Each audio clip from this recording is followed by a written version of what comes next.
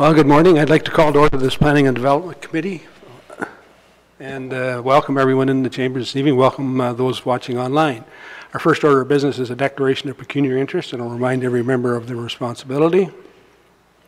We have none declared, and this morning we have 3 public meetings, and the first one is Bruce County Official Plan Amendment number 209-16-54, and I will turn it over to our Director. Thank you, Mr. Chair. So this is an official plan amendment. It's located in the town of South Bruce Peninsula, and the process for a public meeting is that it's required under the Planning Act associated with any official plan amendment. And what we have today is one of our staff planners, Jack Van Dorp, is going to give a presentation that summarizes the purpose and intent of the application. And after that time, there'll be an opportunity for council to ask any questions of the planner for the file. After that time, then the chair will open up the floor for any members of the public to speak on the application, and today is your opportunity to do so. It should be noted that if you require further notice about the activities of council in terms of approvals and so on, that there is a sign-in list at the back, so certainly provide your name if you haven't already done so if you require further notice. And at this point, then I'll turn it over to Mr. Van Dorp to give a review of the application. Good morning. Thank you, Mr. Chair, Committee. This is an application for a Bruce County Official Plan Amendment, and the application started off a few years ago. The owner of the property obtained a permit and built a shop on his property with the intention of running a contractor's yard. And he later sought the approval of the Ministry of Transportation for a motor vehicle inspection station, and they required him to show that he had a motor certificate of zoning compliance. He was unable to provide that, and so he asked for a zone amendment and to permit that activity on the property and a contractor's yard. And the issue is that not only did the zoning bylaw not permit the use, but the official plans at the local and county level did not permit those uses. So we suggested that they apply for the zone change and the appropriate plan amendments. You can see from the map on the screen there behind you that the majority of the property is in the dark green, which is in the agricultural designation. And there are some parts of the property right about where Chris has the cursor that are in the rural designation. There's also a gray area indicating that there's an active gravel pit on the property, and there's some hazards at the northwest corner. From our circulation to all the various agencies, we didn't identify particular issues with it in terms of the proposal, but the county official plan and the local plan, as we said, do not permit contractors' yards. They have a number of criteria. The application generally met criteria in terms of compatibility with the surrounding uses and otherwise, but the contractor's yard and fixing vehicles are neither directly related to agriculture or located in close proximity to agriculture. In reviewing the application, we also looked to the provincial policy statement, and the provincial policy statement as of 2014 has included a new type of activity in the countryside, and this is called an on-farm diversified use. And there's 5 categories for an on-farm, or 5 criteria that the province has suggested through some new guidelines for these on-farm diversified uses. And I'll just get Chris to go up. Right there, you can see 5 criteria. First of all, it's an on-farm diversified use. It needs to be located on a farm. Secondly, it has to be secondary to the principal agricultural use of the property, so it can't interfere with agriculturally productive areas or timing of harvesting and things like that. Thirdly, it has to be limited in area, and the province has suggested 2% of the total lot area up to a maximum of 1 hectare. Fourthly, this activity includes but is not limited to home occupations, home industries, agritourism uses, and uses that produce value-added agricultural products. And the 5th criteria that they've suggested is it shall be compatible with and not hinder surrounding agricultural operations. Our general perspective would be that a contractor's yard should probably be on lower capability rural lands as opposed to higher capability agricultural lands. Within the property, this particular use is located on the lower capability soils. Or also general perspective would be that uses like servicing cars or doing auto body repairs to cars would be best located within our settlement areas where they can serve a broader variety of clientele. We understand that the intention of the owner of this property is to primarily service his own vehicles that are associated with his own business. We don't really have any means to limit the activity to his own vehicles for his own companies, and so the proposal is simply to permit them. And based on there being some provisions and some suggestions from the province in terms of how to deal with on-farm diversified uses, we believe that this application is consistent with the provincial policy statement and would be eligible for an amendment to the county official plan. We also note the county plan, because the PPS permits on-farm diversified uses, we cannot prohibit them as a rule. We can make up our own policies for them that are perhaps reflective of the Bruce County context, but again, they have to be permitted in some form or another. And so this may be a topic that we would revisit in upcoming discussions about our agricultural policies. But with that, and pending any discussions that may arise from the meeting, our preliminary recommendation is for approval of the official plan amendment. Thank you, Jake. Any member of the committee have questions for Jake? Milt? Thank you, Mr. Chair. Yeah, I read with interest this PPS statement on farm diversified uses, and I think it's a good idea. And Jack mentioned the fact that, you know, maybe we need to have a little bit more policy on this, and I agree we should. I think it's an opportunity for the rural area to be involved in some other activity that would benefit the farm. So I'd like to see some policies and some ideas of what would qualify as a diversified use. Thank you. Any further questions or comments? If not, thanks, Jake. I guess now we'll turn it over to, is any member of the public or would like to speak to this application? Please just come to the mic and state your name, please.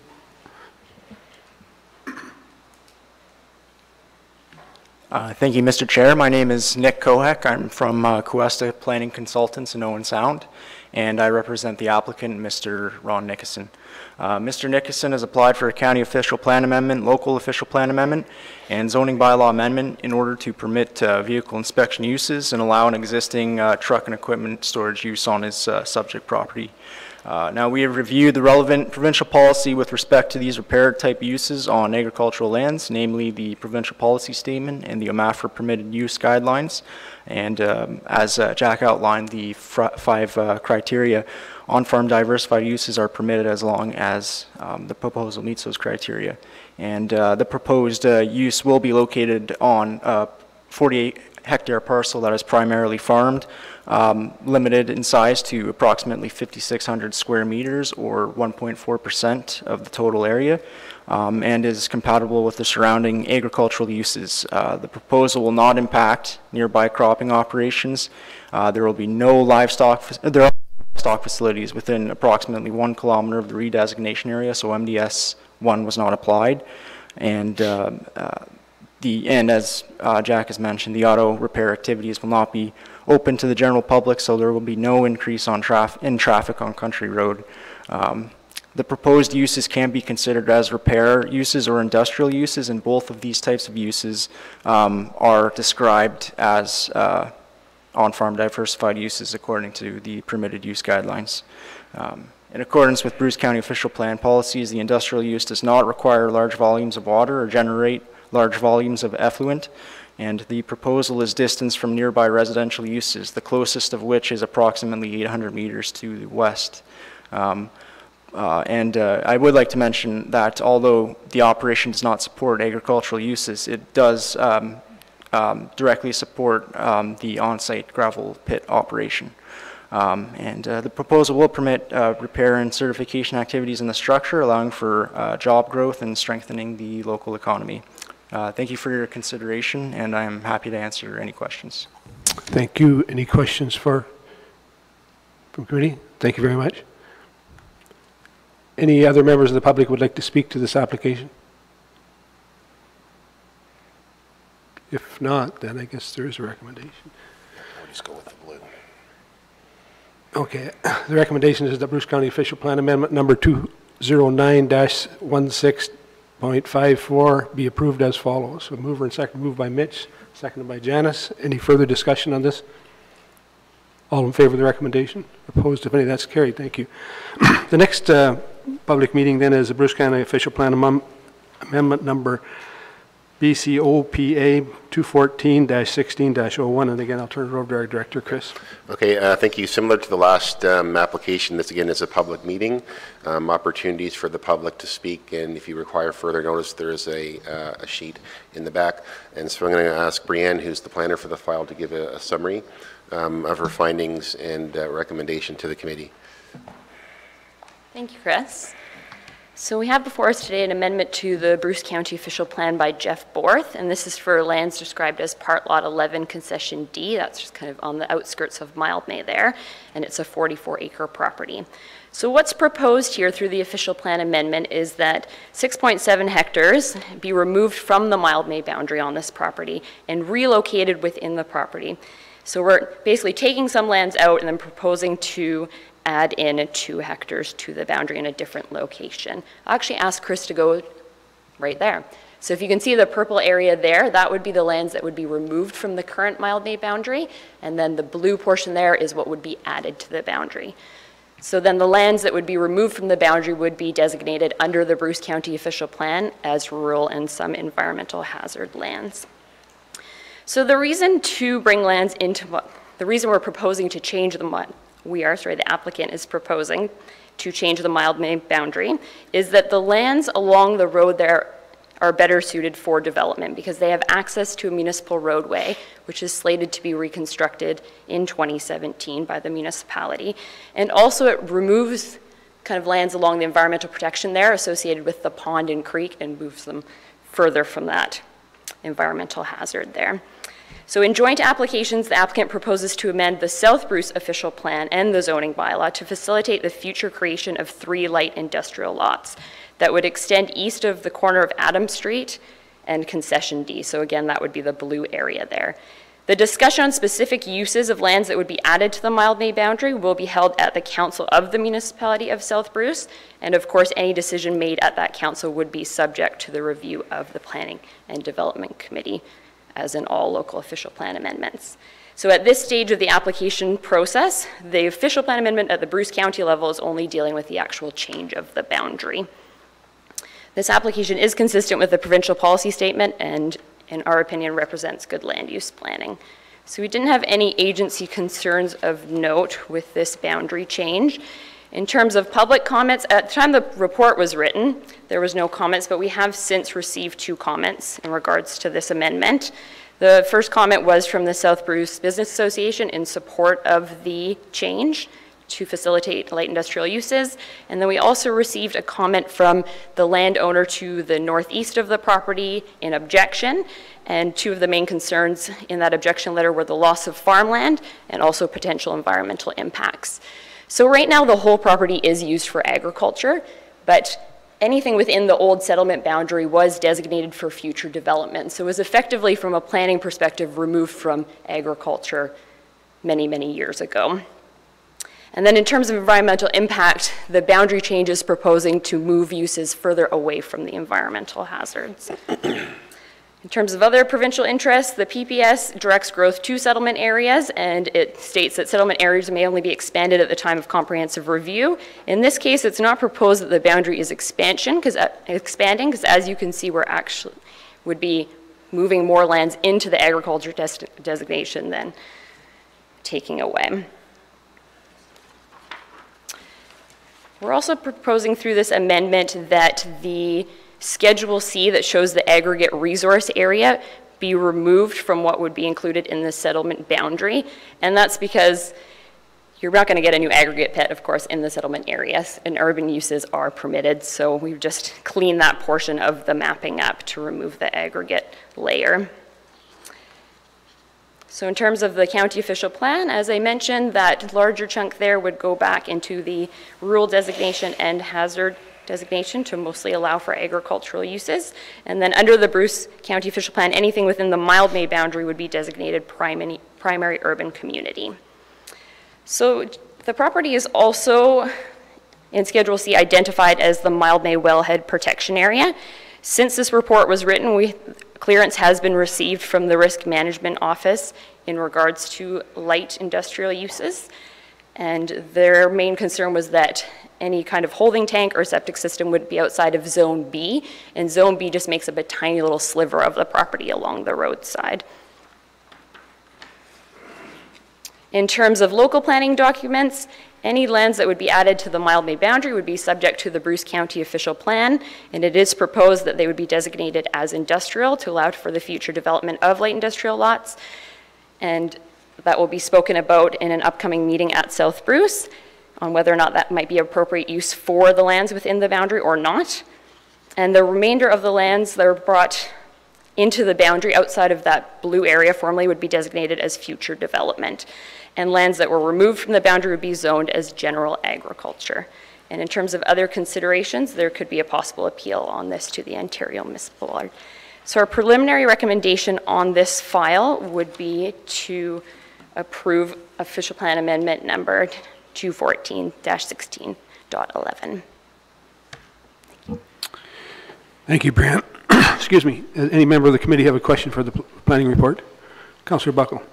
I've had a couple of individuals come before me wanting to have a small business within the town of Mildmay, and we have no other place really to accommodate them. So here is a parcel of land, and with the road right there, the sewers and the water, it would be a shame if this was not developed into industrial lots, since we have a demand for them now. And I understand, or I know that there will be residents across the road from it. And so us, the municipality of South Bruce, we still have some control over what goes in there, and on your site plan that we can put in restrictions so it doesn't do any harm to the residential areas that are going to be across the road. But we definitely need this in the town of Mildmay because we don't have very many places for our businesses to go to. Thank you. Any further questions? If not, thanks very much, Brian. Would any member of the public like to speak to this application?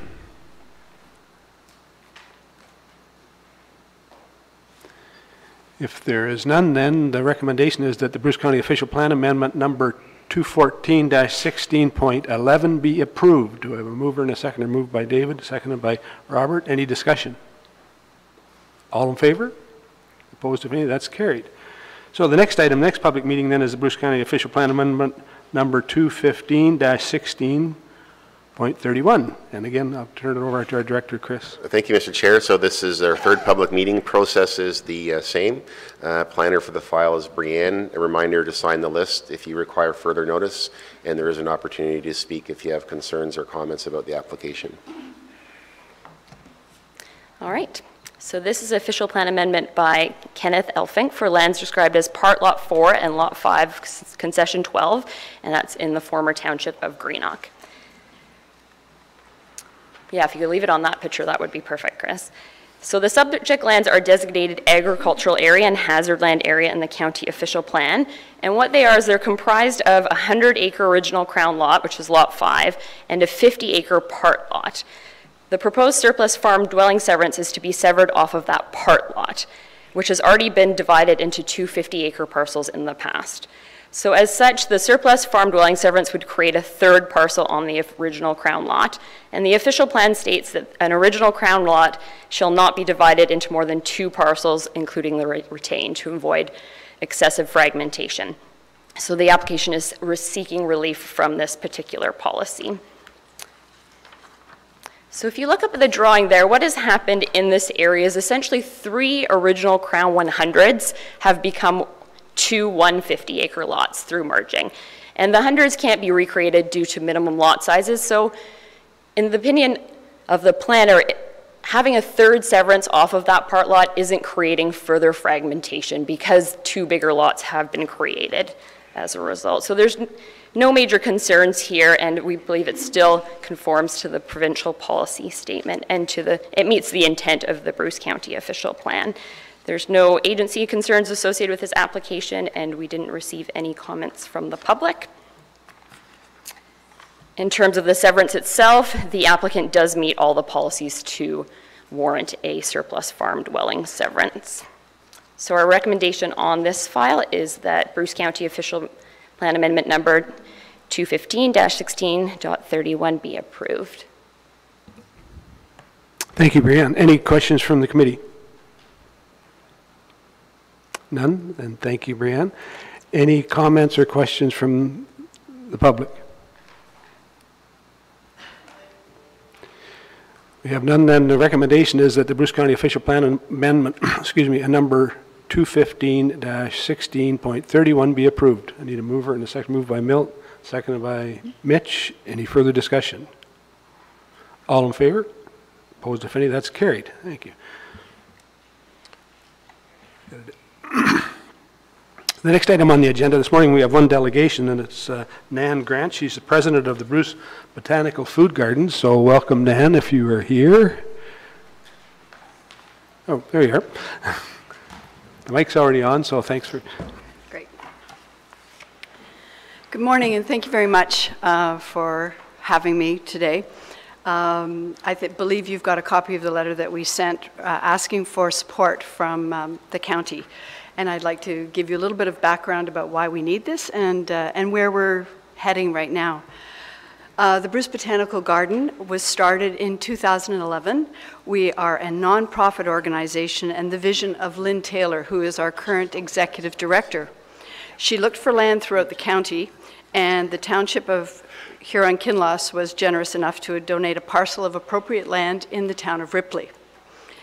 The mandate of our garden is to show heirloom, rare, very rare, endangered, and world food plants, determining varieties that would grow well in our area and helping address some of the challenges that are faced in our small family farms. It is an agritourism site, hosting thousands of visitors, especially in the last 2 years. It is a teaching and learning space for visitors, providing information on healthy eating, local food, and sustainable agriculture. It is also a living marketplace, which means that anyone can come and pick the produce in season. It is especially important given the increased food insecurity of many of the county's residents. We are committed to increasing local food security, especially since the Grey Bruce Health Unit recently reported that 15% of the county's residents are in need, as compared to 12% province-wide. The garden has experienced a greatly increased profile in the county and abroad, especially after being one of the stops on the Explore the Bruce and the Ice Cream Trail. We just received notice that we would be one of the featured sites of the Bruce Open Doors tour for 2017. This past season, we've been featured in many publications, articles, and media reports, and we've had several tour groups from all over the province and from as far away as China. We are the host site for the junior plowing match. It was sponsored by the Bruce County Plowmen's Association, and we were invited to speak to several groups throughout the year, including the Purple Grove Women Institute, the Shiloh Friendship Group, and many horticultural clubs, including ones from Stratford and from Grand Bend. We were also presenters at the Roots of the Bruce program in Walkerton last spring. Education continues to play a big role in our focus. We know through research that children and youth need to be prepared to be healthier and more self-sustainable in preparation for a quickly changing and difficult economic and employment environment. We have already held cooking classes and workshops to address some of these issues, and we have plans to increase these education programs significantly this coming year. We have found that even the most unassuming sharing of food knowledge with children has come to have a lasting impact as they share their information at home, and the ripple effect is undeniable. We have hosted approximately 6,000 visitors to our site in the last 2 years alone, many of them being children and young people. This past season, We hosted 4-H clubs, junior horticultural societies, and local day camps, many of whom we saw back at the garden with their families. Community Living Kincardine and District have also been part of our garden programming with great success, and we continue to build our volunteer base, drawing on people of all ages. We provide opportunities for our local high school students in the area to meet their volunteer requirements for graduation as well, and this has been very well received. And in fact, we had a student from Walkerton area volunteering at the garden this past year. With growing interest in the locally produced food and unusual ingredients, we are finding an increased interest in our plantings. In fact, in our 1-acre area that we've currently got planted, we have over 250 varieties of plants, and there are, in fact, 10,000 plants in that area alone. The Ripley apple, a new variety that we developed using old growth grafts, has generated a great deal of interest throughout the county. The apple was developed in honor of the Milestone Ripley reunion. Many of our visitors have come for information on growing, bed preparation, and recipes. Local chefs have access to ingredients from the garden, and we continue to develop our relationships in this regard. Our lavender and lemon balm have also found their way into an artisanal soap being made in Owen Sound. The Harvest Dinner, our largest fundraiser of the year, continues to showcase much of the harvest from the garden to a very appreciative and sold-out audience. As the garden continues to expand, we have worked on developing partnerships in the area and beyond.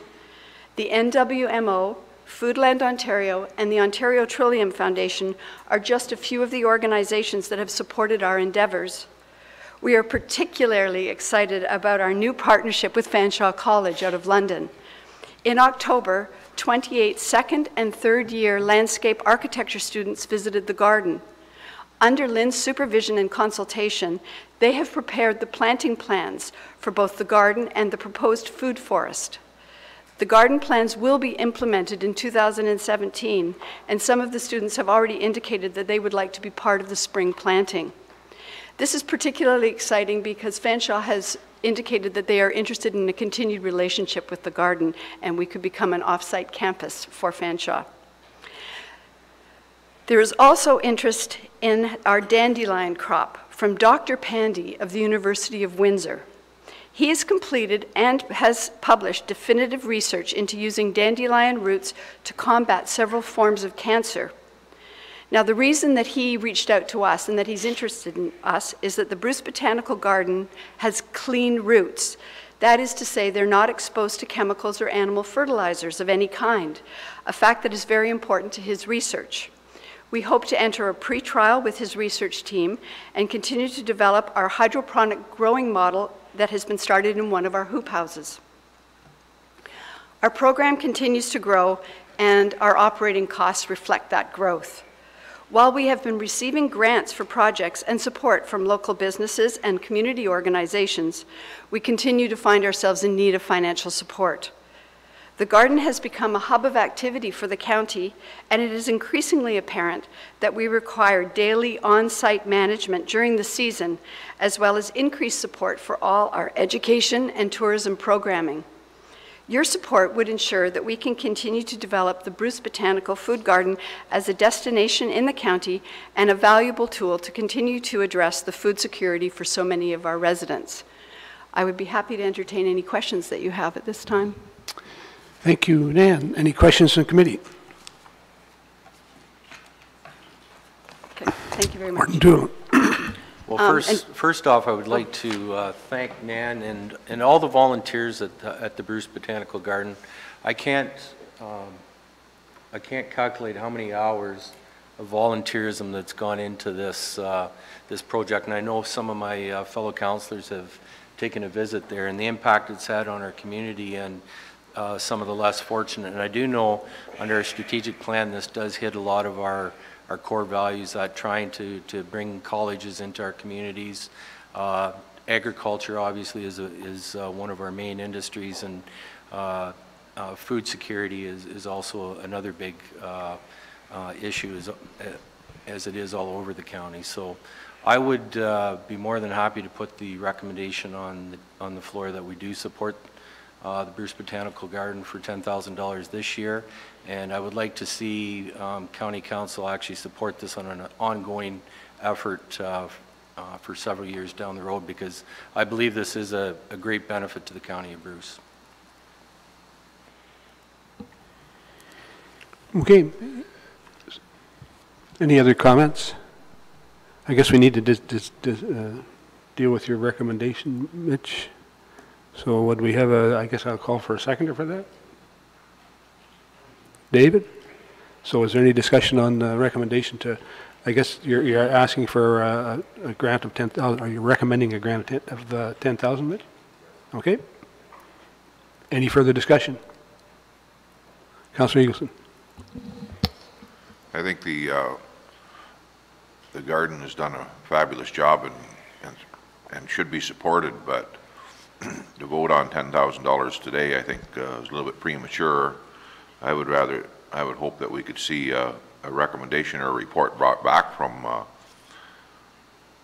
the ATP committee, like where is that grant at? I know at budget time there was other requests came in prior to budget, and we weren't able to accommodate them, but then this is a little bit different, and I think the agricultural side of our program sometimes does come up on the short end of the stick. So yes, I would like to see this supported, but do we have the funds available in 2017 to support it? I think I would feel more comfortable voting on this if we could see a staff report around what kind of funds are in that agricultural grant program. Thank you, Paul. I think the director would like to speak to it. Yeah, thanks. Just for clarification regarding budgeting. So over the years, the county has had a history of having set aside a pot of money, and typically this goes to funding smaller community groups such as this in terms of to meet their objectives. So it goes from there's horticultural societies, fall fairs. We've been funding the ACA over the years. And so the total amount of that is calculated basically on a yearly basis from the previous year in terms of how much money we give. And it is a good point. One of the councillors has brought up is that we've never really evaluated in terms of the impact for the money, whether it's consistent with the program and the like of it. And at this point in time, to provide the funding, it would simply be an add-on to the existing funding that goes out the door, because we don't presently have a rationale to remove the funding from the other groups. So it would be an additional $10,000 on top of the budget. What we have been discussing is to do a review of the grants that are going out in terms of the objectives, and we're also just developing the objectives of the agricultural program. So to determine whether those community groups are assisting in meeting the county objectives, given the overall agricultural strategy, and secondly, some mechanism for council to review these types of requests when they come in, a checklist approach, if you will, in terms of whether or not it meets those broader objectives. So my recommendation would be to defer at this point to allow staff to bring back the list in terms of what we currently fund and how that flows out. And the other, in terms of the filter process for council to use to review these applications, I would suggest that it would likely be coming at a separate meeting, potentially by the executive committee. So we recognize this coming into budget, that there's multiple requests, and how do you define which ones we should fund. From a staff level, I would support a recommendation of deferral to allow us to come back with that list and to give you a true idea of what we fund, to determine if there's any room in there to accommodate requests such as this, or potentially go over the budget amount if that's what council determines. And then secondly, to look at a granting and funding filter mechanism that is being worked on currently by our staff in conjunction with the CAO's office to the executive committee. So I guess I do have this recommendation, and would you support that deferral? Yeah, I would support that, so I would take my motion off the floor. Okay, thanks very much. And so this will be referred to the Corporate Services Committee, Executive Sorry, through you, Mr. Chair, likely the executive group, unless the director wants it to come back to planning. It can go to either, but as he articulated, there currently is a report in play to bring back to the executive committee on all grants that are distributed by the county to various community organizations. Thank you for that clarification. And any further questions for Nan before she leaves? Thank you very much for your delegation this morning. Thank you. Thank you. And just before I leave, I've brought just a little taste of the garden for you that I'd like to leave here. It's just a copy of our rack card and some of our lavender salt. It's really good on grilled meats and vegetables.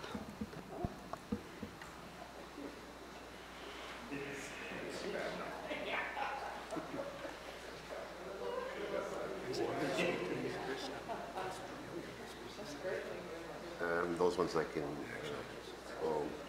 number 208.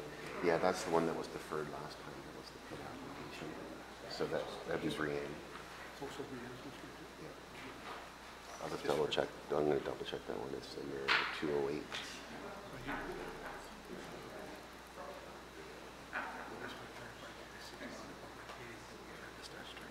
Yeah, I think that is the one.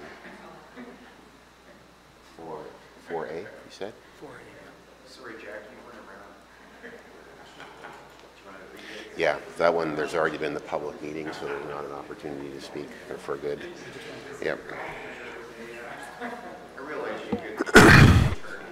Thank you. Then the next item on the we have three action items, and the first of them is the Bruce County Official Plan Amendment number 208-16-06. This one, we've had the statutory public meeting on November the 17th, so I believe Brianna is going to bring us up to date on the recommendation, and I hope I didn't send her out. Yep. All right, so we had the public meeting for this a couple of months ago, and so just a bit of an update. The Planning Department is going to be recommending approval on this. And maybe I'll just quickly go through some of the public concerns that were brought up at the last meeting and address them. So one of the public concerns was the negative impacts on the natural environment. And we have reviewed the hydrogeology reports, and in their opinion, there should be no measurable effect from the pit on the quantity, quality, or temperature of groundwater discharging into the wetlands or Formosa Creek. And there was some confusion, I think, at the last meeting about the groundwater monitoring program. And so that will go on for a year, and then at the year point, it doesn't necessarily end. There will be a recommendation from the hydrogeologist at that point of how often the monitoring should occur after that, depending on the data they receive at that point. And that report after the 1 year mark will be circulated to the municipality and to the Conservation Authority and the county. And there was also an environmental impact study that looked at potential impacts on the wetland, and it also stated that with the necessary setbacks and mitigation measures that there shouldn't be any substantial effects on the wetland. So in terms of another concern that was brought up was the lack of maintenance on the berms that are resulting in increased allergens. It's the responsibility of the proponent to maintain the berms. The operational plan, which is enforced by the ministry, states that all vegetation that's planted should be maintained in a healthy growing condition, and if it should die, it has to be replaced within one growing season until it becomes self-sustaining. There were some concerns about the implications on the agricultural capacity post-rehabilitation. In terms of rehabilitation, the Planning Department reviews these plans, but ultimately it is up to the Ministry of Natural Resources to enforce anything to do with rehabilitation after the pit is in operation. And in terms of the capacity of that side road, 10B for the haul route, there has been an agreement that is in the draft stage still between the municipality and the proponent that is working on issues to do with the haul route. So I'm of the opinion that the concerns of the public that are related to the planning review specifically have been addressed, and therefore the Planning Department is recommending that Bruce County Official Amendment 208-1606 for the lands described as part of Lot 9 and 10 and part of Road Allowance Concession 10, Geographic Township of Culross be approved. And the second portion of the recommendation is that the county will also be, the Planning Department will be recommending that County Council recommend to the ministry, and that would be by way of a letter, that the pit license limit the importation of outside materials, And the reason for that is that we were hoping that that use would still be accessory to the primary use. So instead of bringing in double the amount of imported materials and increasing traffic that way and having no control over that, that the ministry would consider that there be a limit placed on the materials coming in. Right now, there's just a limit placed on materials going out. So that's it. Thank you. Thank you, Brianne. Any questions for Brianne? If not, I think she's read the recommendation. I'll read the first line of it again. That the recommendation is that Bruce County Official Plan Amendment number 208-16-06 for lands described as part of Lot 9 and 10 and part of Road Allowance Concession 10 Geographic Township of Colross be approved. There's a mover for that then? Mitch? David? Any further discussion? All in favor? Opposed, if any? That's carried. Thank you. Thank you, Brianne. The next action item is the Huron-Kinloss Official Plan Amendment number 1-16-12, and Yeah, we can do this one. I think Chris is going to. So this is a local plan amendment here in Kinloss, and as the committee is aware, we have powers delegated this to us from the minister for approval of local plan amendments.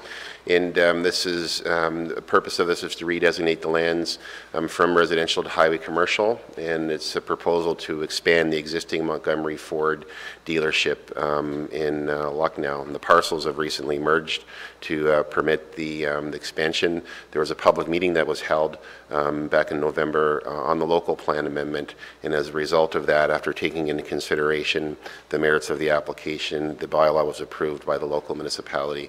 We have a recommendation that the amendment is consistent with the overall direction of the county plan and is good planning, and a recommendation for its approval. Thank you, Chris. Any questions of Chris? If not, then the recommendation we moved this is that the Township of Huron-Kinloss Official Plan Amendment number 1 be approved, and that the director or manager of land use planning be authorized to sign the appropriate decision sheet. A mover, Mitch, seconded by Milt. Any further discussion? All in favor then? Opposed, if any? That's carried. So we have one other action item, and it's the South Bruce Peninsula Official Plan Amendment number 45-16-54. This amendment is related to the previous public meeting where Mr. Van Dorp made a presentation and a recommendation to amend the county plan. And this is a contractor's yard associated with the farm operation as well on the property. And this is a unique situation whereby the municipality of South Bruce Peninsula also has plan coverage in the countryside, so it requires 2 amendments. Mr. Van Dorp has provided a summary in a report, and he's recommending approval of the local plan amendment for the same reasons or similar reasons as to why he recommended approval of the county plan amendment. He's found it to be consistent with the county plan, matters of provincial interest and good planning, and there's a recommendation for approval. Thank you, Chris. Any questions of Chris? Then the recommendation is that the local official plan amendment application S South Bruce Peninsula 45-16.54 be approved, and that the director or manager of planning be authorized excuse me, to sign the appropriate decision sheet. Have mover and seconder for that. David and Janice. Any further discussion? All in favor? Opposed, if any? That's carried. So we're down to item 5 as information items, and the first is the Spruce the Bruce update, and I think probably. Yeah, go sure. ahead. Yeah. So this is when the Spruce the Bruce program was set up, we sort of set in place some procedural requirements in terms of how we report back. And so what we do is there's the awards made based on the criteria, and then there's approval from council, or actually just acceptance of the information report in terms of where the grants went to. So this report gives a total list of the types of projects that we did in terms of facades, perpendicular signs, destination infrastructure, so on and so forth. It gives you a review of how the grants are allocated by category type. And the interesting thing that's happened with this program is there's a certain funding amount provided per infrastructure category. And in the chart of the table, it really, the bottom line is significant because every dollar that the county provides towards the program, it generates an expenditure of $4.80. So good for local businesses, we think, and good for municipalities, and also good for a lot of business generated by local contractors in support of the infrastructure required for the program. In 2017, you can look forward to us providing further reports in terms of maybe some potential changes to the program, in terms of doing a bit more around the idea of business support with some other categories. Everything that we've done in the last number of years in terms of programming has been reviewed with a fine-tooth comb in terms of, does it meet the objectives, is it good value for the money? And this program is wildly popular, and it's our intention that it remain in place. But again, some review and recommendations in terms of how it operates. Potentially, it could be a bit smoother as well in terms of the amount of time it takes money to get out the door to the applicants as well. And so we designed the original process, but it may be a bit cumbersome in terms of how long it takes to complete the process and get the money out. So you can look forward to that in 2017. And for the purposes of today, this is an information report. Thank you, Chris. Any questions? I just have one, and it's the work program, and it says we're going to develop a regional economic development working group. And my guess question, I guess, I just wonder, I know we have a number of working groups, and is this a new one, or how does it fit in with the economic development working groups that we have now? I would turn this one over to Kara if we could. Actually, yeah, so she could answer that. Yeah. Yeah, thank you, through you, Mr. Chair. As we've been going around, well, I think we presented, when we presented to the group here on November 3rd, the Economic Development Strategic Plan, we mentioned the formation of this group. And to date, a lot of the contact we have with the local municipalities is through work with your local economic development groups. We get called out from time to time, called out in a bad way, requested to be there from time to time in order to sort of facilitate communication, collaboration on joint projects, and educational opportunities.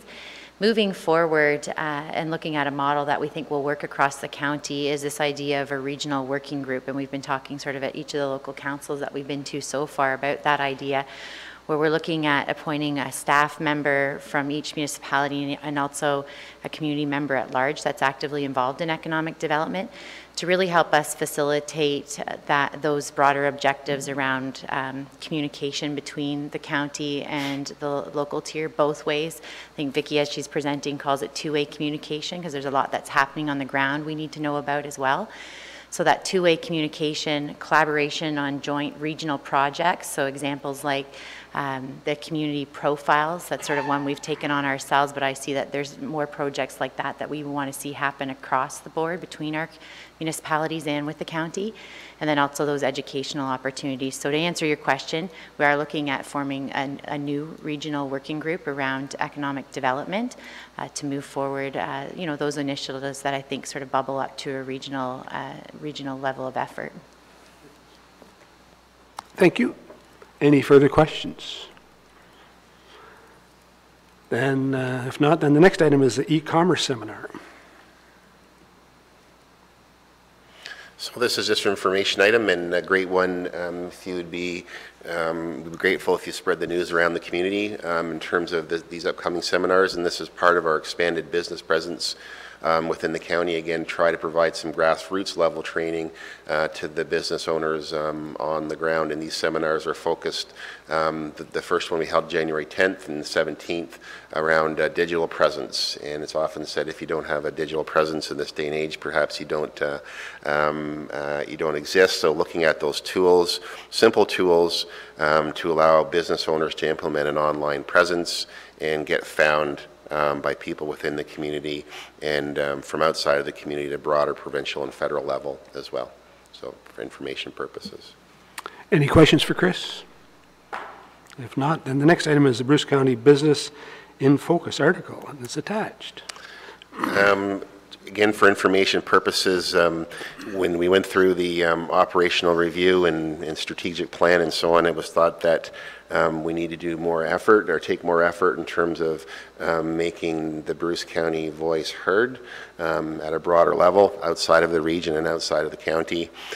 So this is just simply one of our efforts to let people from outside the region know that we're here, that we exist. I would call this somewhat of a bit of a lure piece, just to let people know in terms of make them familiar with the brand image, what we have to offer within the county, some of the opportunities, and again, to put our message out to the broader public outside of the region.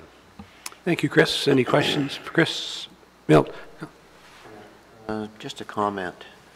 It's really a nice document and well done. I just noticed, though, in our strategic planning exercise that we identified 3 things, and that being energy, tourism, and agriculture. And I don't see a whole lot in here about that. And I understand it's a lure piece, right? So.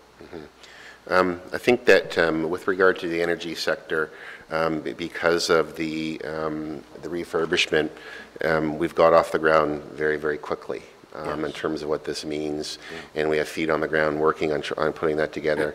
The agricultural sector, you may recall, we've had a number of efforts over the years in trying to have an impact on the agricultural sector, and those have been mixed, to say the best, say the least. And so what we want to do with agriculture is come up with a more defined action plan in terms of, again, what is the role of the county within agriculture?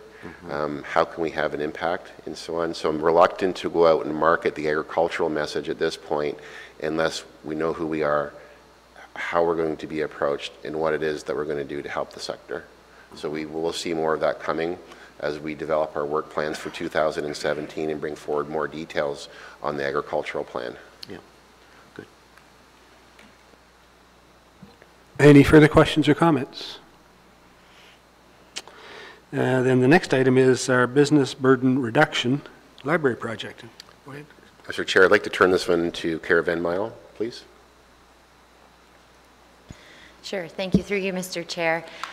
We've had the opportunity presented to us to partner with the Association of Ontario, or Municipalities of Ontario, so AMO. They did a call out for projects that, it has a really attractive title, but the Business Burden Reduction Project. So looking at various ways that we can outreach with regards to economic development to our business community and long-term start to reduce any kind of red tape or burdens that they might experience. So this has grown from a pilot project that was done with City of Toronto a few years ago, and in that report you can see the 9 areas that they focused on as the city to look at ways to streamline processes and interactions with the business community. AMO suggested a narrowing of that to 5 specific areas, and Bruce County submitted a proposal for a pilot project that would focus on creating a more supportive economic environment for our businesses. And the library submitted the application in partnership with economic development staff. So what does this boil down to? We're looking at utilizing the library and its locations throughout the county as opportunities to bring forward that idea of one stop for our business communities. So we're looking at it being a place where our business community can access the online environment, they can access the resources that we provide through Business to Bruce, and connect with us through those library branches. So it's a great partnership between the library and economic development. There's 3 specific things that we're looking at accomplishing. The turnaround time on this project was quick, so what can we do by the end of January? So there's 3 specific things. One is we are making sure through all the library computers that the Business to Bruce icon and connection to that website and resources provided on the home screen of those library computers. The second is that we're working on developing printed information and kind of a kiosk type information that can be located in close proximity to those computers so that it will attract people to those opportunities. And thirdly, for 2017, we're looking at developing a series of small business seminars, so sort of like you saw in that earlier information piece that will be provided in each of the library branches throughout the county in 2017. So those are the specifics of the project itself that it will be launched on January 30th. I really hope in participating with the other communities on this, a lot of them are major cities, City of Hamilton, Peterborough, those kind of areas. Bruce County is probably the only rural jurisdiction participating. So what I'm looking forward to is the outcome of this partnership with AMO, because I think a lot of what will come forward that the cities are working on, we may be able to use in a scalable fashion to look at our processes internally and how we can further help with that idea of business burden reduction. So it's a quick overview of it. Happy to answer any questions. Thank you. Any questions? I'm interested in, you know, when they picked the 9 and then we've narrowed it to 5, and I suspect those are ones that you can easily deal with fairly quickly. But I think I really like the whole 9 list, and it would be nice to look at them all at some point. So I would. Yeah. I suspect it'll be a much bigger task, but I'm glad we're starting anyway. Any further questions? No? If not, then we have a number of other items, and the next one is the Saugeen Shore Cycling Initiative. This is one that we had some discussions with Saugeen Shore staff, and it's a great idea what they're proposing. And actually, there was a request from the Greenbelt, the cycling initiative out of the City of Toronto that's putting together all the plans for the Lakeshore area to sort of be the main implementation group for the cycling strategy for the province. And so there was a letter of support for that. And what this request is trying to do is bring in some training in and around that, make people familiar with the strategy, and so on, and to try to generate some interest from local business in and around the idea of the Ontario Bike CA, which provides training in terms of product development around cycling, and then the broader strategy. This request for funding at this point, it is for information purposes, and again, I would just simply suggest that it remain for information purposes that at this point, pending a further review of the community grants.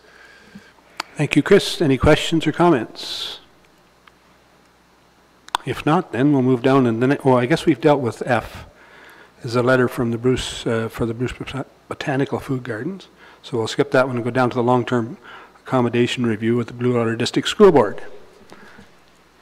Okay, so as you recall, we had a decision from council that we provide a peer review of the work that was done. It was called the Watson Report, and the Watson Report was ostensibly the background report that provided demographic information to the school board in support of their decisions around the Paisley School in particular.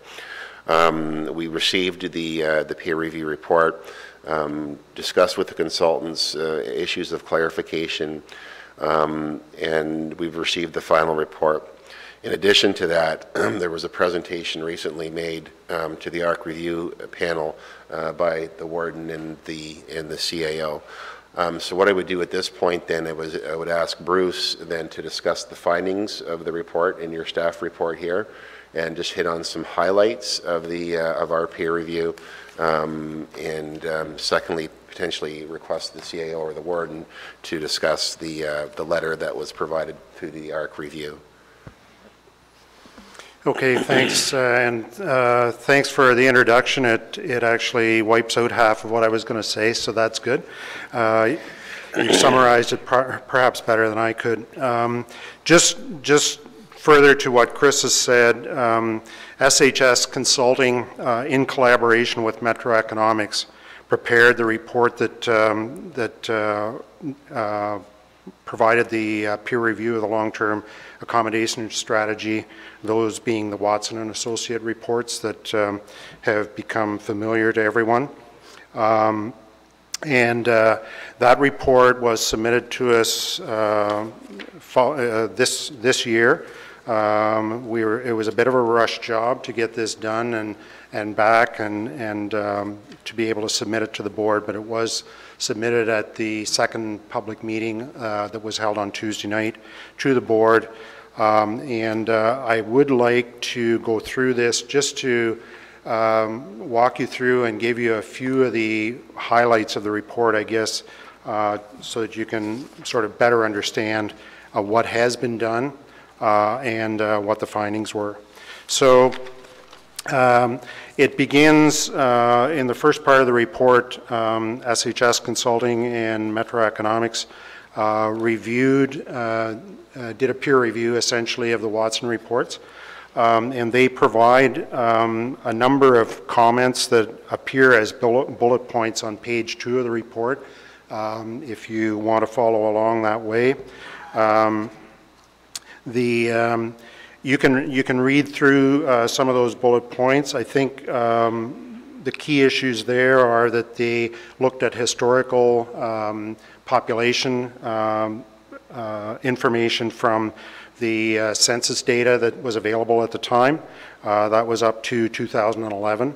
The initial report was done and was presented in 2014. I assume that most of the work was done in 2013. They did, in addition to the historical population information, they did add new dwelling units that were known for the county and projected population based on what would be typical from those, you know, sort of being in the range of 2.5 or something like that occupants per dwelling, to come up with population growth resulting from those new dwellings. Added those two together to get the projections that they presented in those Watson reports.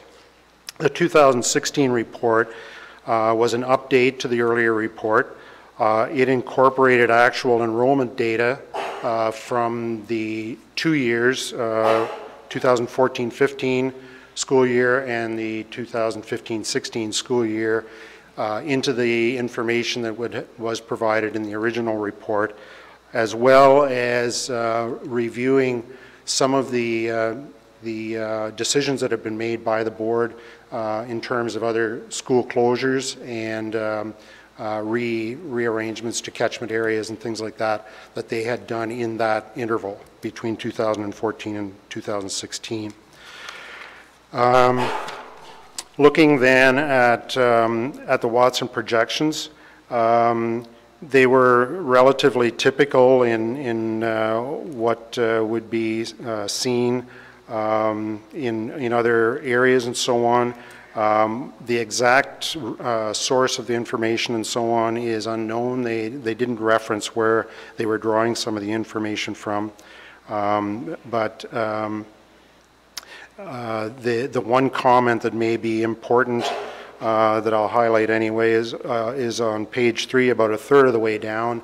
They make the comment, Watson's 2014 report included projections of a number of new dwellings expected in the review areas in the future, but no projections for the total population.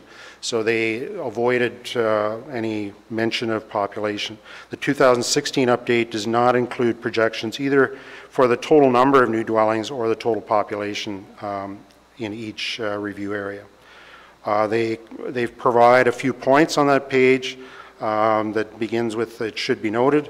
The one was looking at actual numbers and so on that were showing up in total elementary enrollments.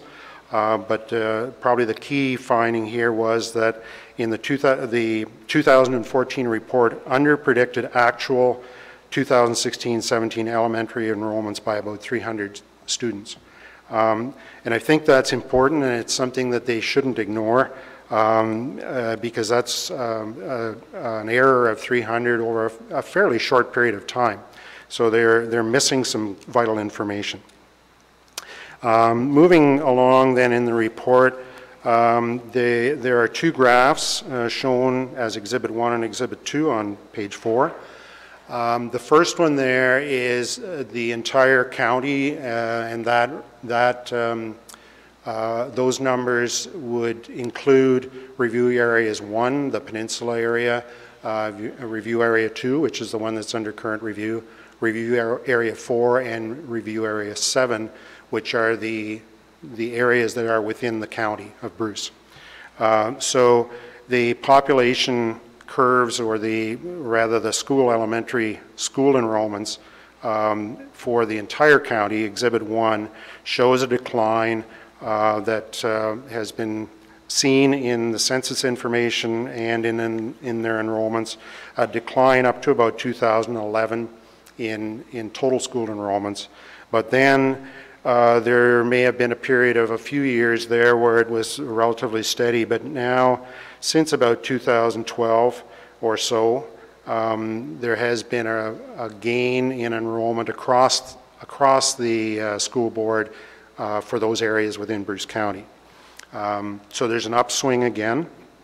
Going down to Exhibit 2, Exhibit 2 shows Review Area 2, which is the Saugeen Shores, Erin Elderslie, North Kincardine, and North Brockton review areas. And we see something a little bit different, whereby there was stability between 2008 and 2011 or so. But since that time, it's been a significant rise in school enrollments in that review area. And the Watson reports actually predicted that those enrollments would continue to increase at a fairly significant rate up till about 2017 or 18. That's sort of the baseline information that we have from the school board and so on. And in the SHS Consulting ME report, they went on then to compare other projections, growth projections, primarily population projections and so on, that are available. One of the typical sources of information is the Ontario Ministry of Finance information that the province maintains and so on. And then Metro Economics, one of the partners in this study, did their own projections, and they do this kind of work a great deal for municipalities, and they review the provincial projections as well. So they have some experience in that area, and it's I think that it's important to note that they have a different perspective on this perhaps than the school board, who is looking at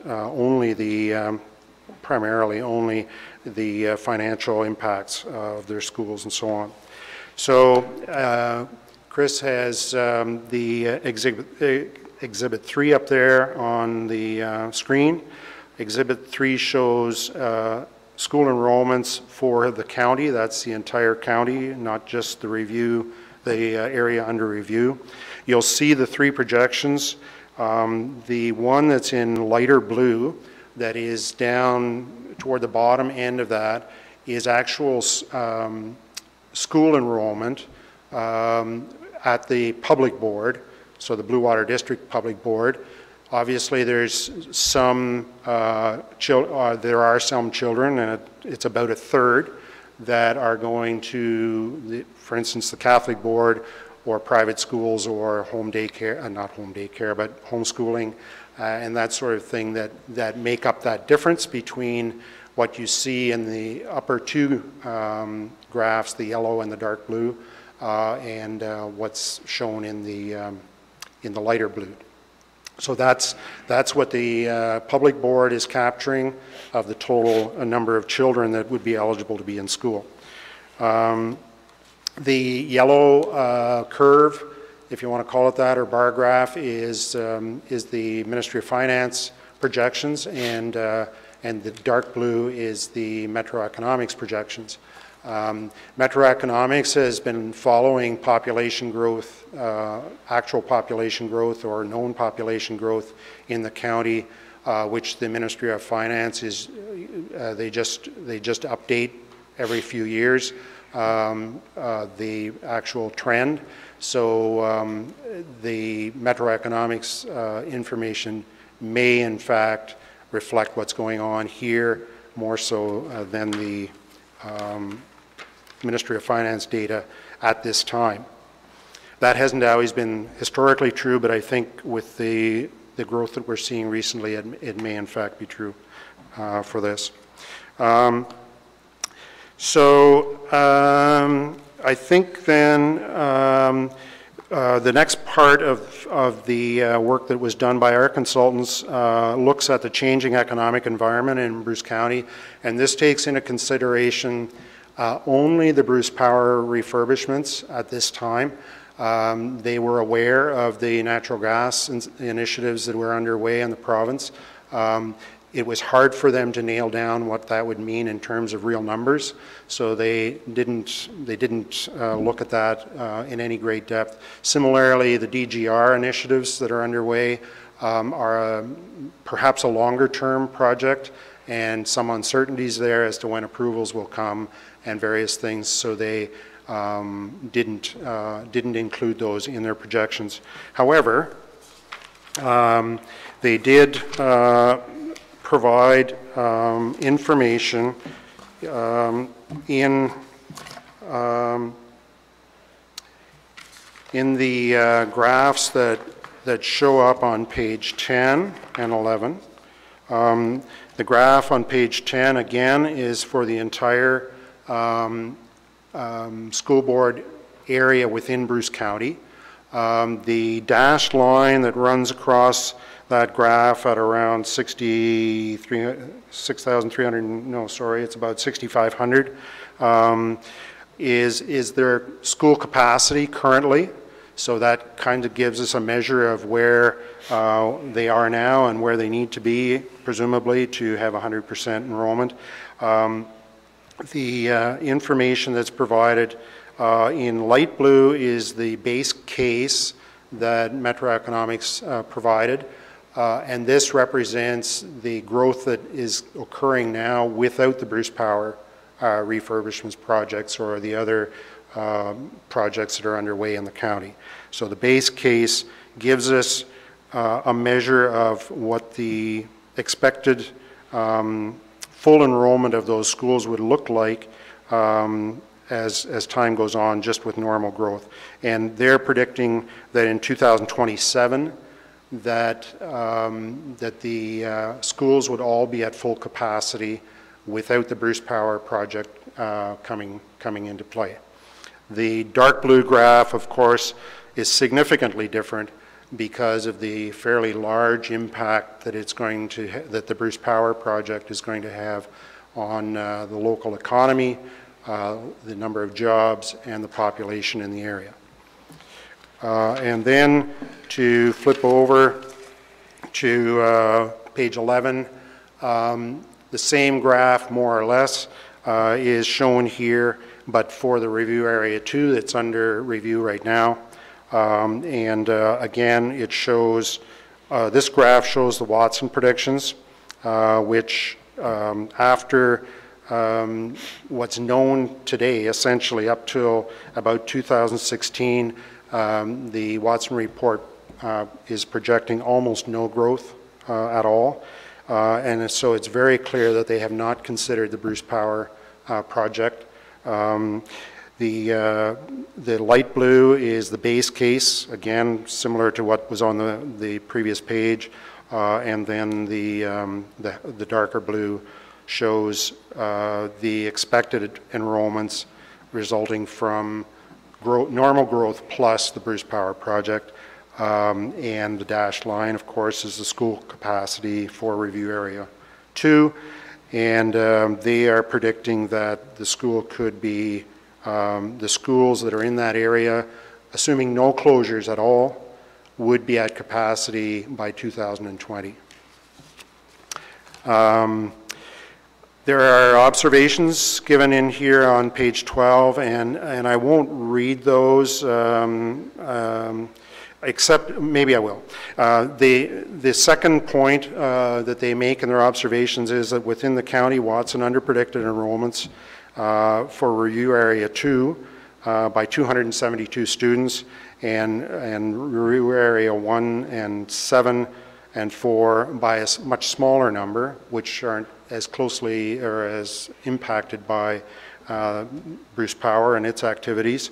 And then the last three paragraphs on that page, they summarize a little bit that the capacities will be reached in a reasonable time, with or without Bruce Power, in fact. And they restate this, that the Metro Economics expansion case suggests that capacity may be reached in the schools by as early as 2020. Finally, they sum up with the conclusions, and I'll just go through those conclusions because there's just three of them, and that's the last part of my report. Based on the assessment above, and that's from the report, a clear articulation of Watson's methodology is required. It is not at all clear how Watson develops its enrollment projections county-wide or by review area. There is a clear need for an update to the economic and demographic assumptions underlying the Watson reports, as our assessment points to much higher elementary enrollments for Bruce County and for Review Area 2 than projected in the 2016 Watson report. An update to Watson's 2016 assessment of the Bruce Blue Water District School Board's capacity needs throughout the county over the next 15 years is required, particularly in light of the recent economic developments related to Bruce Power, the county's largest employer. And that is essentially a fairly quick review of their report. There was a letter that was submitted to the school board along with the report from our CAO. But that concludes my presentation of the report. Thanks very much, Bruce. Before you leave, anybody got a question for Bruce? Thanks, Bruce. Any comments? Kelly. Through you, Chairman Smith, the one point that I would comment on about the whole process, particularly this week's presentations, that it was very difficult to get the message out, both to the board and to the committee, the ARC Review Committee. And at one point in the evening proceedings, I felt great compassion for the ARC Committee in particular, because with the ability to present for 5 minutes this type of voluminous detail, there wasn't an ability for them to ask for clarification after the presentation had been made. They were able to ask questions, but the one individual was relatively uncertain as to at least my presentation, and when the question was asked about the ability to go through the graph again, that was the nature of the question, it was denied by the facilitator because it wasn't a detailed question. So the individual from the ARC committee couldn't articulate something such as, can you review again the detailed population numbers on the exhibit? And that, for me, was really quite difficult, because the whole purpose of the meeting was to share information, in particular with the board members who will be asked to make a presentation, or to make a decision, I should say. The letter that was forwarded to the superintendent did go through aspects of the review. The reality is, when you look at Exhibit 5, the report from Watson's is just simply in error, and it's rather a gross error that needs to, at a minimum, be restated. And finally, the catchment area for, in particular, the Paisley School is, I'll call it an artificial. In other words, it can be defined by the board as the board chooses. And if I understand the history correctly, that decision was made in the last few years to tighten the catchment area for Paisley School in particular, which is making the population numbers for that school lower. And it just really, on behalf of the committee and council as a whole, it's quite disturbing what this peer review has uncovered in terms of the objectivity of the population projections for the entire county.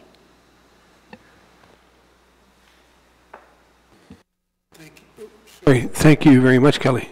Councilor Inglis. Thank you very much, Mr. Chair. I was, just to add to that, I was really impressed with the quality of the presentations that were made Tuesday evening, especially from the young people that stood up with great emotion and talked about their school, and some of them even had solutions to the problem. But it was obvious that the presenters all, I would say most all of them, ran out of time. They all had to speed up at the end of their presentation because they announced the 1 minute time. And when that happens, people get more focused on the time limit rather than the content of what they're saying because they're talking so fast. So it's really unfortunate that had to happen. That's just going along with what Kelly has said. Thank you. Any further comments? Warden Toolan. So obviously I was there too, and boy, the passion of the people there, there seems to be a real disconnect between the Blue Water School Board and the people of Bruce County. And you could see it, you could feel it in the meeting that evening. It's been a long time since I've been in an arena like that where people were they were angry. And I think for me, what's the most disappointing after seeing this peer review report is how could the board give information like this to a committee to make a decision about closing a school in a community, which that to me is disturbing. And in defense of the trustees, this is the information that was given to them.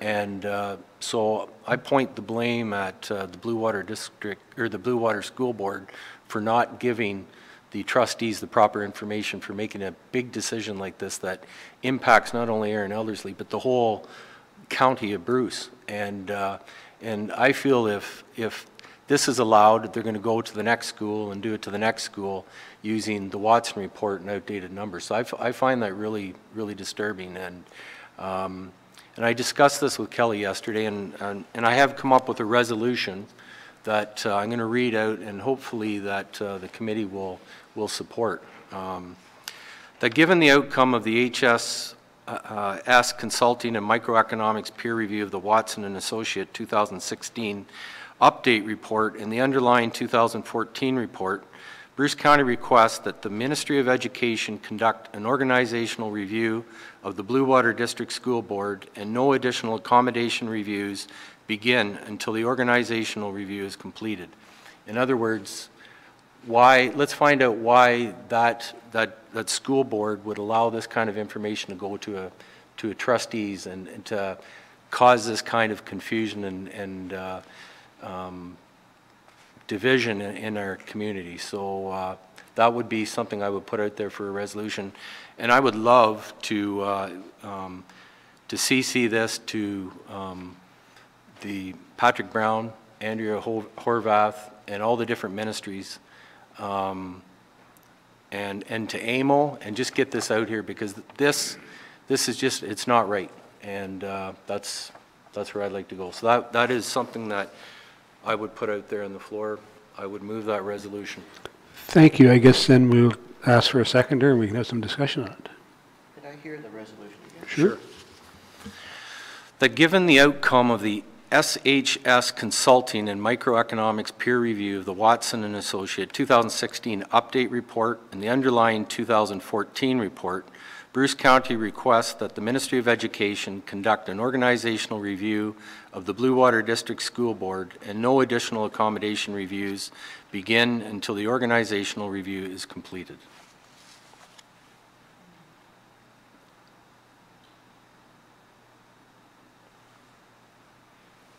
Councilor Inglis. Mr. Chair, I'm a little uncomfortable about the organizational review, whether we have the authority to request that. I would like it too, but whether we have the authority to request a review, an organizational review of another organization, I'm not so sure. Councilor Jackson. Why not? I support it. My concern, besides what you're talking about, Warden, with having incorrect or incomplete information, I went through this a couple of years ago with 2 of the 3 schools in my municipality were on the chopping block along with the Derby School. And I know exactly the passion and the anger and the frustration that is felt by everybody. What disturbed me was all 3 of us got a buy, and in their the way that they've rolled that out is you're not supposed to be investigated again for 5 years. You get a buy for 5 years, and they will not put you under another review. And then about a year later, the trustees voted to reverse that. So they went back on that agreement that they wouldn't touch those schools again for 5 years, and they put Derby on the block again, and of course we lost Derby. So that really upsets me, and I was incredibly upset that our own trustee that represents South Bruce Peninsula, that, you know, made that decision based on 2 of her 3 schools.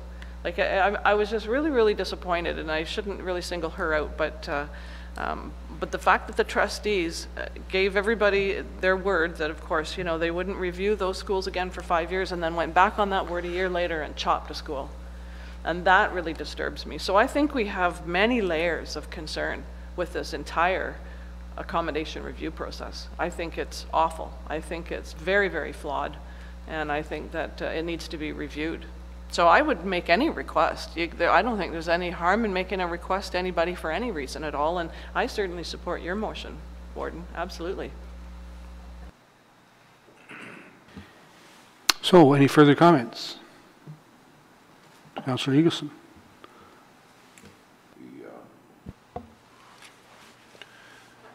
I'm not opposed to what Mitchell is suggesting, and if Janice is seconding that motion, but I think it's premature. I'm having trouble trying to tie it to the issue at hand. I believe what he's asking for is maybe something we should be looking at in February or March, or to see what type of decision they make. I don't know, this is hard to describe. What Kelly articulated, hey, you got that one, that the school board staff really do not have a copy of this report, of the report that Bruce has articulated with us today. They got, because it's not a public document yet. Until it's adopted today, it's not a public document. You threw some graphs up on the screen, which you're right. Unless you were sitting in the very front row, they're very unhelpful in a 5-minute presentation. They meant nothing. Until you see it here, got a piece of paper that you can study it, they're not helpful. So I guess I'm saying, you know, the school board's staff and they really haven't seen this. They heard it in some plain language, and you and Mitch touched on it, and I think there was a couple other excellent presentations where Mr. Kelly and Paisley presented and had some, but no one's had that document in their hand. You know, it was just Tuesday evening.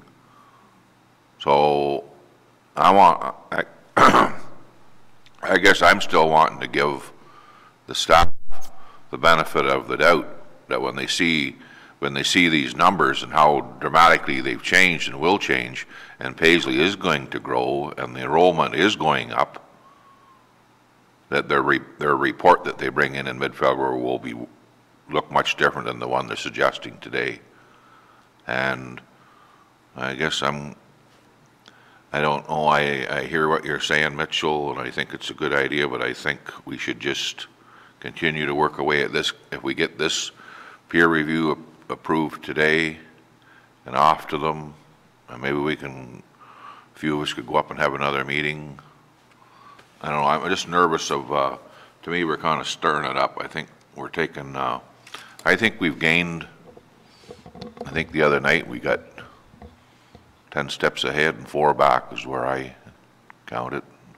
I know that there's a lot of people Can you see how many people's online observing today's meeting? Does your computer tell you that over there? I know that I thought the room would be full because our CAO invited everyone in the room that it would be discussed today, and she said our meetings were very riveting, and I'm surprised we're not packed, but I know that everyone in Paisley is going to be online watching this discussion on these reports. These mean, Bruce summarized it up. How can anybody, when you see the impacts to the review area 2 and what's going to happen even in the next couple of years, and the fact that Aaron Ellerslie has agreed to rent the 2 empty classrooms for 5 years, I have no idea how anybody could write a report closing that school. And I guess I'm going to get it from the benefit of the doubt and try and stay positive, and then Mitchell, if that don't work out so well, look out, I'm all with you on that motion. But for now, I don't know, I just would prefer that we hold off a little bit on that. But If I may, Mr. Chair, just one point of confirmation. The report was sent to Mr. Cummings attached to the letter when the agenda was published and became public. So that was a week ago today. Just for clarification, that is our agenda? This agenda that we're dealing with today? Okay. So I had a trustee ask me about this report last night, and he was not aware. He knew it was coming, but he had no idea what the content was. it's not on the website this morning. It's not on the Blue Water website. Yeah. Oh. Yeah, sorry. And in fairness, I mean, it's really, I think this is the right procedure because we were the ones that initiated it. It should be this committee that adopt it and then dispose of it or do what we want with it.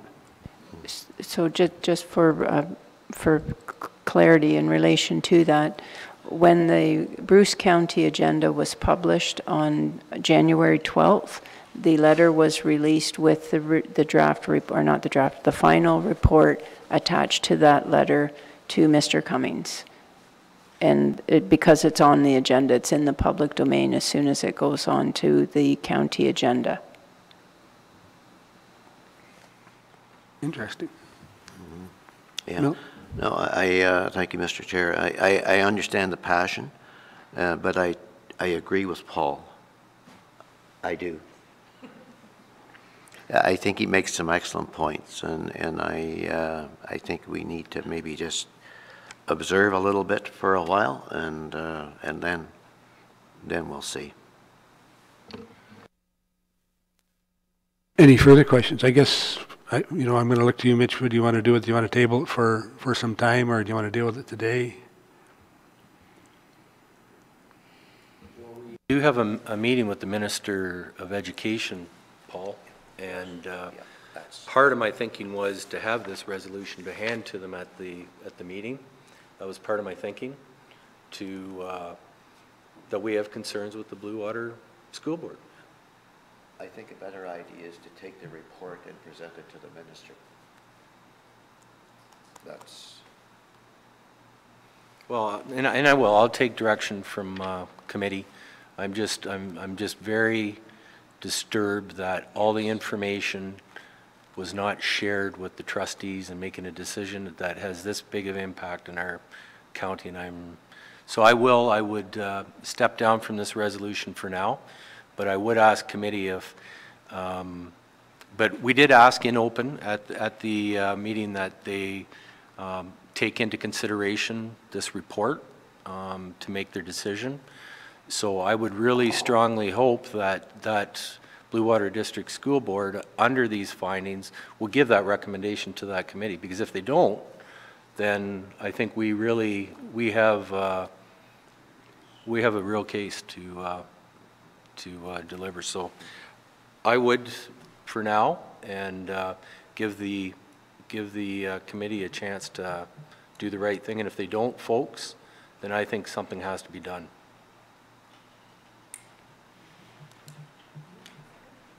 Okay. I just asked the seconder. She's fine with that. So I Well, we've got the report. I don't think we need a motion to adopt it or anything. I guess my comment is thank everybody for their participation in this. It's unfortunate that we need to get involved as a county in these issues, but I think there's something not right in the process. I think it's pretty obvious. So thank you. I guess we'll move on to the next item then, if I can get my... Is an online survey for employers. Yeah, information item, and this is, we had some discussions with the Labor Board, and we're having difficulties in Bruce County collecting meaningful data. And one of the ways that we can get it is to have people who own small businesses and so on fill out the survey. So there's a clickable to it. There's the poster. So if any of you run small businesses and or know somebody who runs a small business, certainly encourage them to fill out that survey, and then we can collect some more meaningful data on the county that helps us make planning decisions for economic development down the road. Thank you, Chris. Any questions? If not, then there is one other item, and it's a report on the pilot project for the Tourist Town Partnership. This information item really just provides some background information on Tourist Town and how that relates to the county's web presence. And the reason we've done this because we know we had some elected officials and other staff members and so on getting calls from the community in terms of, is the county still going to be in the business of representing our tourism operators? And how does this contract for the pilot project with Tourism Town fit into that? And so simply this is an information piece that could be handed out to any tourism operators who have concerns, chambers, BIAs, so on and so forth, and also free to contact us at any time if they want more information on the pilot. Thank you, Chris. Any questions or comments for this? Go ahead, Councilor. And a lot of the questions I think came from our area. Yep. And of course, as a result, I was asked to question this as well. So, and basically just trying to get an understanding of what this really meant.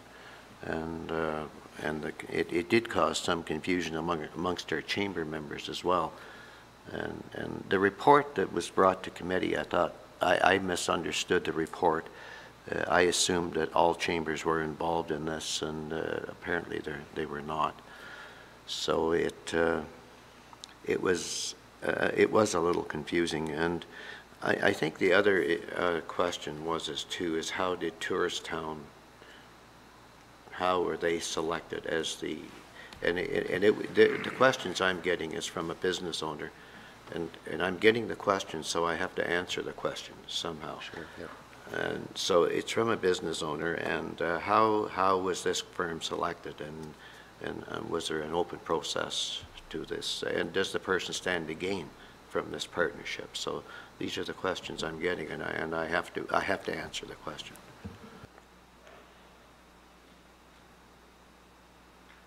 So if some other point, that's fine. We can deal with that. Do you want me to address those now? If you want to, yeah. Sure, certainly.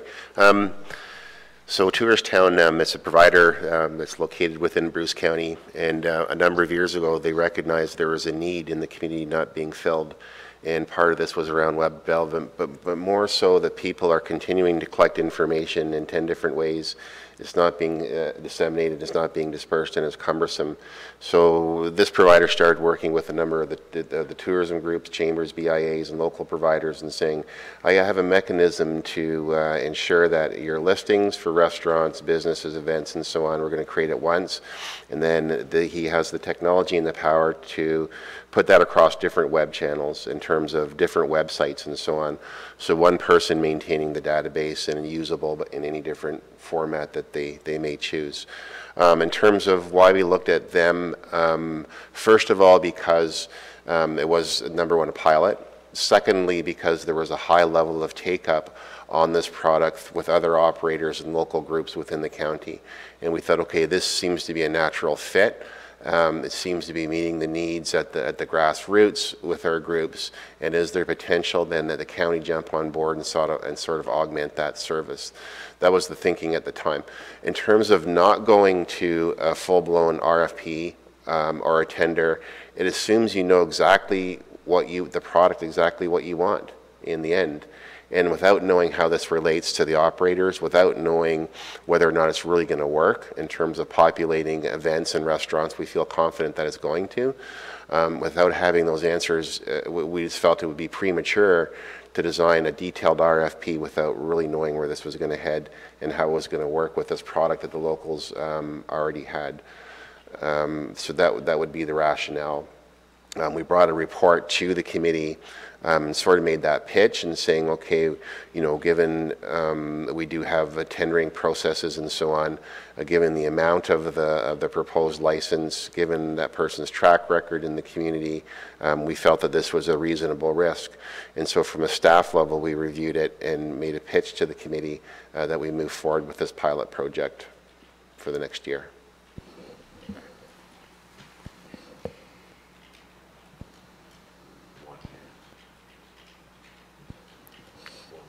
Any further questions? So after 1 year, we'll come back with a report and we'll provide further information in terms of our findings. Kelly? Through you, Mr. Chair, the county at this point has not committed beyond the pilot for Tourist Town. So there will be a staff report coming back once the pilot has been completed about whether or not this A, can be done. Does it achieve the comments that Director LaForce had articulated? And if the answer's yes, then it would still be a full public process. And if the answer's no, then we have to go back to the drawing board to figure out where the gaps are. There you go. Thank you. So is there any other comments or questions to this? If not, that's the end of our agenda, and our next meeting will be February the 16th. Mr. Chairman? Yes, sorry. Would you allow me to make an announcement? Absolutely. Before we close? Absolutely. Okay, this really is, I'm not sure where, I wasn't sure where I would make this announcement, but this is as good a time as any. And some of you may already know this, but the Canadian Snowbirds are coming to Brockton and Bruce County on June the 21st. That news is out there, but there will be more information to come. We have a delegation coming to County Council on the 2nd of February at our next County Council meeting to give County more details. I believe that we got the snowbirds because we had mentioned that it was the county's 150th as well as Canada's. So the application did go in that way. And a delegation will come forward with, as I say, more information. So we're really excited. They are coming to the airport on the 25th and 26th of this month to do an inspection. They bring 2 jets, and they're going to do a flyover of the main street of Walkerton and the area, and especially the county building. I'm assuming that will be about 3 o'clock in the afternoon on their way out of town, or out of the county. So we're looking forward to that. Media Day will be the 26th when they're here of January. Thank you. Very good, and congratulations. So that is the end of our agenda. As mentioned, our next meeting will be February 16th, 2017, and I'll take a motion to adjourn. Milt? Robert? All in favor? Thank you. We're adjourned.